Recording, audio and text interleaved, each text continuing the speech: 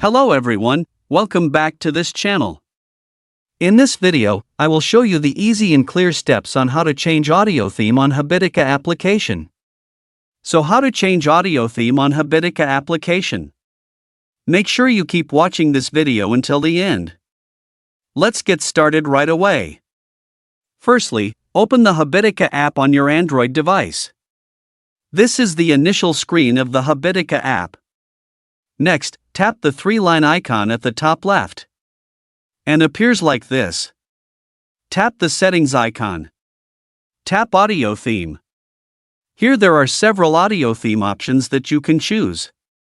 So that's it, tutorial how to change audio theme on Habitica application. Thank you for watching.